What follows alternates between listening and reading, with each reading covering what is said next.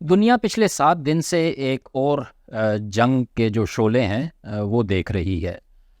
مشرق وسطیٰ میں ایک مرتبہ پھر آگ لگی ہے،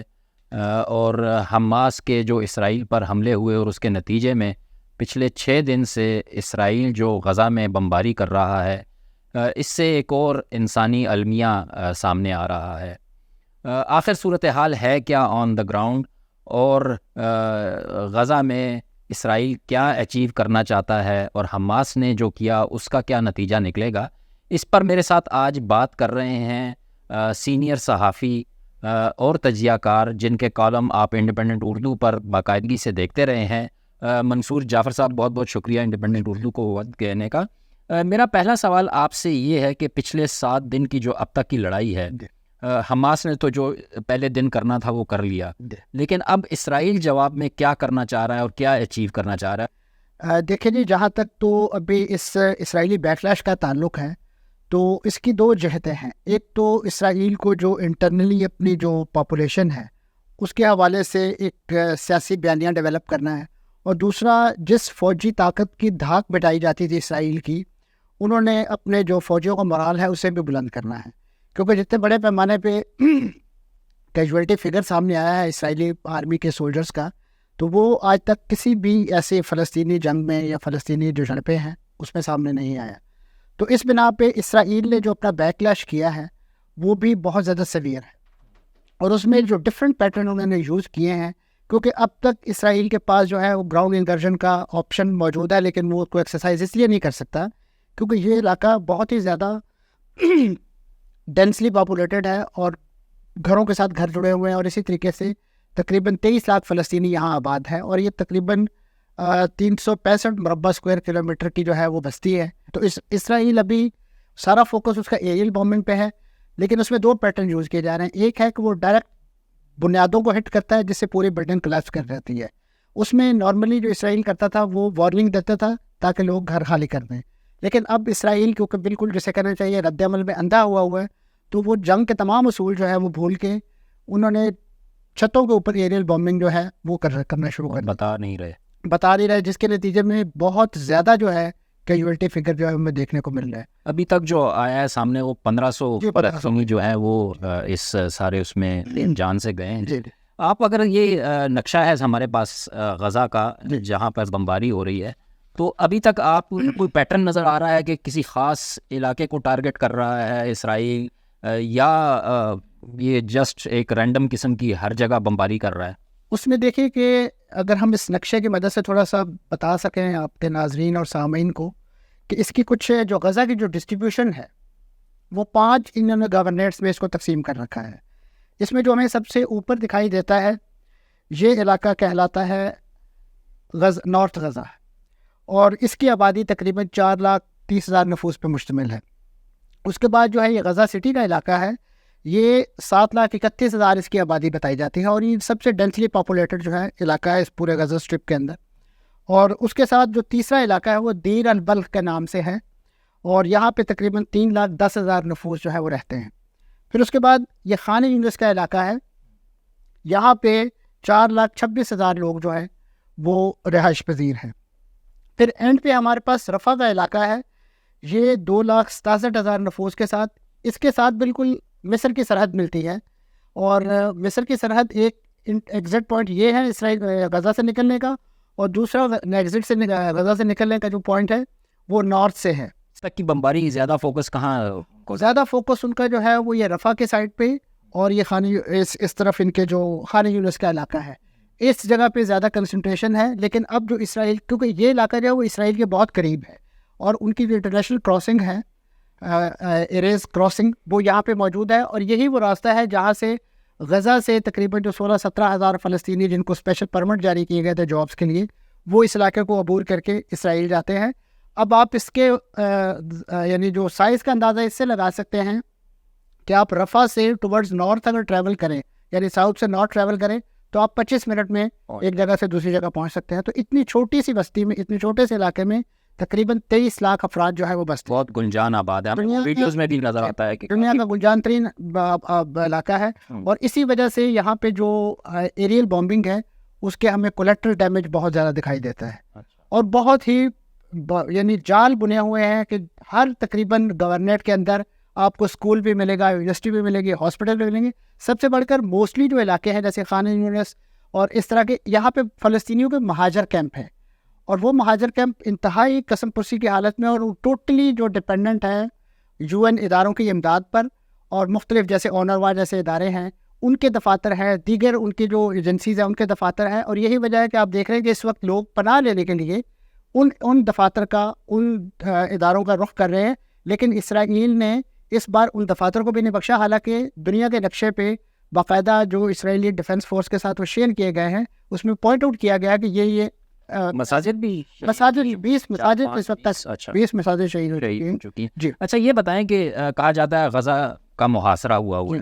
اب وہ اسرائیل نے بھی کہا کہ جی فلسطینی جو ہیں وہ چھوڑ کے چلے جائیں علاقہ. جی جی تو وہ جائیں تو کہاں جائیں؟ اور سنا بھی ہے کہ کچھ لوگ 4 لاکھ کے قریب شاید انہوں نے نقل مکانی بھی کی ہے. تو یہ لوگ کہاں جائیں گے اب؟ اگر یہ بالکل ہی بلاوے, اس طرف سمندر ہے, اس طرف اسرائیل ہے, اور اس طرف لبنان اور سیریا نے بھی بارڈر کمپلیٹلی بند کی ہوئی ہے, تو یہ لوگ جا کہاں رہے ہیں؟ دیکھیے, سیریا کے ساتھ براہ راست بارڈر نہیں ملتا. اس کے پاس, غزہ کے پاس جو اس کا یہ علاقہ ہے جو شمالی علاقہ ہے, اس میں اس طرف میڈیٹرینین سی ہے, اور اس طرف جو ہے وہ اسرائیل ہے, اور نیچے جو جنوب کی طرف یہ رفح ہے, اور رفح ایک مصر کے ساتھ اوپننگ ہے, اور یہ صرف اور صرف لمیٹڈ اسکیل پہ اوپننگ ہے. اس پہ صرف اور صرف یعنی چھوٹی گاڑیاں جو ہے وہ آ جا سکتی ہیں, جو ان کی بزنس ٹریڈ والی چیزیں ہیں وہ ان کی ایریز کراسنگ سے آتی ہیں, اور وہ اسرائیل کے کنٹرول میں ہے. یہاں پہ بھی جو رفح کراسنگ ہے اس پہ یورپی یونین کے مانیٹرس بیٹھے ہوتے ہیں, آبزرور بیٹھے ہوتے ہیں, وہ ان چیزوں کو مانیٹر کرتے ہیں, ان کے انٹری اور ایگزٹ. تو اب جو پلان دیا گیا ہے یا اسرائیل کی طرف سے جو اعلانات کیے گئے ہیں کہ ہم غزہ کو خالی کرانا چاہتے ہیں, تو ان کی ایک پرانی خواہش اور ڈیمانڈ یہ ہے کہ فلسطینی یہ علاقہ چھوڑیں, اور ساتھ جو مصر کا علاقہ ہے صحرائے سینا کا, وہ بہت وسیع علاقہ ہے, اور وہاں پر وہ آباد کاری اپنی کریں اور وہاں پہ وہ رہیں. اور اسی طریقے سے ان کو جو دوسرا راستہ دکھایا جاتا ہے وہ اسرائیل کے اندر سے ہو کے غرب اردن کے علاقے سے, جو ویسٹ بینک کا علاقہ یعنی جو اردن کا ویسٹ بینک ہے, دریائے اردن کا ویسٹ بینک ہے, اس طرف جا کے ان کے مکان اس اردن میں جا کے بسیں. اردن میں آلریڈی بہت بڑی تعداد میں فلسطینی ڈائسپورا آباد ہے. تو یہ دونوں چیزیں ایسی ہیں کہ جو ممکن رسول نہیں. اور ویسے بھی یہ وہ لوگ ہیں کہ جو یہاں پہ 2007 سے 4 جنگیں اپنے سروں پر برداشت کر چکے ہیں, اور ان کی اپنی زمین کے ساتھ کمٹمنٹ, محبت جو ہے وہ ایسی ایک مسلمہ حقیقت ہے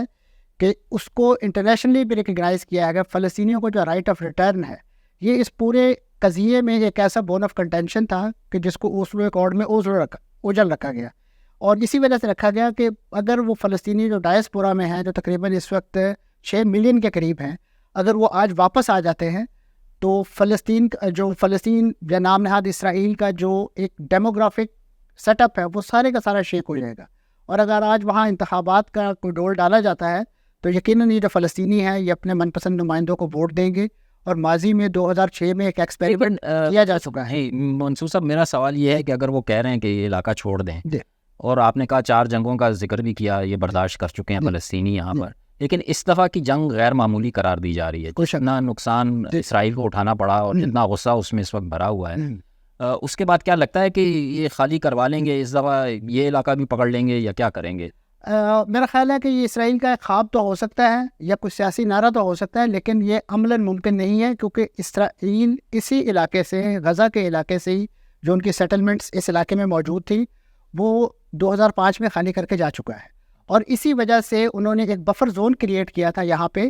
اور وہ بفر زون انہوں نے اسی لیے کریٹ کیا تھا کہ ان کی جو سیٹلمنٹس ہیں وہ تھوڑی دور محفوظ رہیں. لیکن فلسطینی مزاحمت کار جو ہیں, کیونکہ وہ اس علاقے کے باسی ہیں, ان کو اس کا ایک ایک ریکی, ایک ایک چیز جو پتہ ہے, تو انہوں نے ان کی جتنی بھی یہاں اسمارٹ والز اس طرح کی چیزیں لگی ہوئی تھی جس میں بہت زیادہ ٹیکنالوجی کا استعمال کیا گیا تھا, اور اس میں انہوں نے اس کو بھی ایک لحاظ سے بریچ کیا. اور جب ان کے اندر ان کے کچھ ایک میل آ جاری تھا اس انداز سے, اس کو انہوں نے اٹیک کیا, جہاں پہ تقریباً 200 کیجویلٹی فگر جب پبلسائز ہوا, اس کے بعد اسرائیل جو ہے اور اس کی فوج جو ہے اس نے ایکشن کیا. اچھا, ایک اور سوال میرا یہ ہے کہ یہ غزہ ہی پہ کیوں سارا عذاب گر رہا ہے؟ بظاہر غرب اردن بھی ہے, وہاں پر نہیں بمباری ہو رہی, وہاں کیا حالات ہیں, اور یہ غزہ کو کیوں فوکس ٹارگٹ کیا ہوا؟ جی, غزہ کا بنیادی طور پہ جو آپ کو یاد کراؤں گا میں یہاں پہ, 2006 میں جب الیکشن ہوا تھا تو حماس نے اس میں لینڈ سلائڈ وکٹری حاصل کی تھی 75% نشستوں کے ساتھ. تو ان کا ایک سیاسی مخالفت جو ہے وہ فلسطینی نیشنل اتھارٹی کے ساتھ ایک چلی آ رہی تھی. تو اسرائیل جو ہے یہاں کے جو ایم این ایز یا جو ممبران پارلیمنٹ تھے ان کو ویسٹ بینک جانے کی اجازت نہیں دیتا تھا اجلاس میں شرکت کے لیے, اور اسی طریقے سے جو سیاسی ایک حکومت بنی اس کو چلنے نہیں دیا گیا. تو اس کے نتیجے میں جو ویسٹ کا یہ جو ایک ایجنڈا ہے کہ جیسے ڈیوائڈ اینڈ رول, تو محمود عباس اتھارٹی کا اور حماس کے یہاں جو لیڈرشپ جو اسماعیل ہنیہ بیسیکلی یہاں وزیر اعظم تھے, ان کی پارٹیوں کے درمیان جو ہے وہ آپس میں ایک تصادم کی کیفیت ہوگی, جس کے بعد سے فتح کو یا فلسطینی نیشنل اتھارٹی کو یہ علاقہ خالی کر کے جانا پڑا, اور اب یہ ٹوٹل حماس کے زیر نگیں ہے یہ علاقہ. اور حماس ظاہر ہے جس طریقے کا ایک ایجنڈا مزاحمت کا پروجیکٹ لے کے چل رہی ہے, تو اس لیے وہ اسرائیل کی آنکھوں میں کھٹکتی ہے. صحیح. اور جو ویسٹ بینک کا علاقہ ہے وہاں پہ فلسطینی نیشنل اتھارٹی ہے, اور ان کے پاس ظاہر ہے اپنی ایک پولیس اور فوج, اور پلس ان کا سیکورٹی کوآپریشن اسرائیلی اتھارٹیز کے ساتھ موجود ہے, جس کی وجہ سے اس علاقے کو کیونکہ یہودی آباد کاری کے لیے منتخب کیا گیا ہے, اور وہاں پہ ان کی اس انداز سے یقیناً وہاں پہ حماس اور مزاحمت کار موجود ہیں, لیکن ان کی تعداد اتنی زیادہ نہیں ہے کہ وہ اس انداز کی آل آؤٹ وار جو ہے وہ اسرائیل کے خلاف ڈکلیئر کر سکیں. صحیح. اچھا, ابھی تک تو جو اسرائیلی رد عمل ہے وہ بمبارڈمنٹ ہے, ایریل فضا کے ذریعے وہ حملے کر رہے ہیں,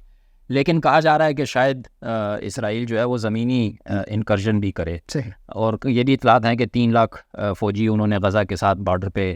تیار کر لی ہیں, تو وہ کتنا آپ کو ممکن نظر آتا ہے کہ کر پائے گا زمینی کارروائی؟ دیکھیں جی, زمینی کارروائی جو ہے, جو ابھی سچویشن ہمیں خاص طور پہ جو انٹرنیشنل ڈپلومیسی کا آغاز ہوا نظر آتا ہے, اس کے بعد شاید اسرائیل کے لیے فوری طور پہ ممکن نہ ہو. اور ویسے بھی اسرائیل کیونکہ یہ علاقہ آلریڈی ویکیٹ کر کے گیا تھا, اور اس کو دوبارہ سے ری انفورس کرنا ملیٹریلی جو ہے وہ اتنا آسان نہیں ہے, کیونکہ زیادہ سے زیادہ میکنائز چیزیں جو ہیں لا کے کھڑی کی جا سکتی ہیں, اے پی سیز ہو سکتی ہیں, ٹینکس ہو سکتے ہیں, لیکن بوٹس آن گراؤنڈ جو ہے اسرائیل کے لیے غزہ میں بھیجنا ابھی پاسبل نہیں ہے,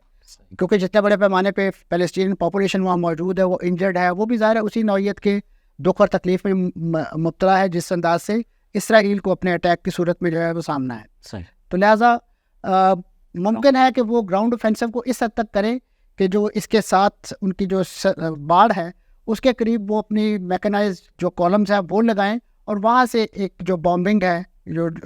جسے گولہ باری کہتے ہیں ٹینکوں کے ذریعے, توپوں کے ذریعے, وہ کر سکیں. لیکن اس کا فائدہ اس لیے اگر چھوٹے چھوٹے فوجیوں کی ٹیم اگر وہ کچھ بھیجتے ہیں, چھوٹا اندر جا کے انکرجن کر کے آئیں, اس طرح کا بھی ہو سکتا ہے. وہ جو باڑ انہوں نے اپنے بیسیکلی لگائی تھی یہ ایک عبوری جنگ بندی لائن کے طور پہ, لیکن اسرائیل اس کو ایک انٹرنیشنل بارڈر سمجھ کے اسی طریقے سے ٹریٹ کرتا ہے کہ جیسے ان سے ویزا لے کے آنا جانا ہے. تو لہٰذا فلسطینیوں نے تو ایک پوری اسٹرگل کے نتیجے میں اس کو بریچ کیا, اور بہت ایک ہوم ورک کے بعد کیا. تو اسرائیل اپنے ہی بیجے ہوئے جو وہ لگائی ہوئی باڑ ہے اس کو کیسے بریچ کرے گا, جس انداز سے انہوں نے اس کو کنکریٹ سے بھرا ہوا ہے, جس طریقے سے انہوں نے اس میں بفر زون کریٹ کر رکھے ہیں, اور اب تو سننے میں یہ آیا کہ انہوں نے اس میں مائننگ شروع کی ہے, تو جو خود ان کے لیے بہت بڑا چیلنج ہوگا اگر انہوں نے وہ میپس کے ذریعے نہیں. صحیح. اچھا, اب آنے والے دنوں میں اگر ہم 6-7 دن تو ہم نے دیکھ لیا یہ چل رہا ہے, تو یہ اسی طرح سلسلہ کب تک چلتا رہے نظر آ رہا ہے آپ کو, یا کوئی تھوڑا سا کول ڈاؤن ہونے کا بھی کوئی اشارے کوئی ہیں ایسے کہ یہ جنگ؟ دیکھیے کہ جو 2008 سے آنورڈ جنگیں ہوئی ہیں یہاں پہ, اس کا ایک چھوٹا سا بریک اپ آپ کو اگر میں دے سکوں, تو جو 2008-9 کی جنگ تھی وہ 23 دن چلی تھی, اور اسی طریقے سے جو 2012 کی جنگ تھی وہ 8 دن چلی تھی, اور جو 2014 میں اوفینسو تھا وہ 50 دن تک چلا تھا, اور 2021 کا 11 دن, اور ابھی یہ جو 2023 کا ہے آن گوئنگ ہے. تو آپ اس سے اندازہ لگا سکتے ہیں کہ فلسطینی جو ہیں وہ 50 اور 2 ماہ سے زیادہ جو ہے وہ پن کرنے کی صلاحیت رکھتے ہیں. اور اب بھی میں سمجھتا ہوں کہ اگر یہ جنگ لمبی ہوتی ہے, لیکن اس کا امکان اس لحاظ سے نہیں ہے کہ جتنے بڑے پیمانے پہ فوری طور پہ انٹرنیشنل میڈیشن اور اس انداز کے ڈپلومیسی ہمیں دیکھنے کو مل رہی ہے, وہ لگتا ہے کہ اس کو جلدی ہی کول ڈاؤن کرنے میں مددگار ہوگی. چلیں اسی پازیٹیو نوٹ پہ اس ڈسکشن کو یہاں ختم کرتے ہیں, اور امید کرتے ہیں کہ آنے والے دنوں میں وہ جو انگریزی میں کہتے ہیں بیٹر سینس پریویلز, اور مزید خون خرابہ نہ ہو, عام شہریوں کی ہلاکتیں نہ ہوں, اور جو کسی تصفیے کی طرف ہم آسانی سے بڑھ سکیں. اس دعا کے ساتھ اس ایکسپلینر اور اس گفتگو کو ختم کرتے ہیں. منصور جعفر صاحب, بہت بہت شکریہ آپ کا.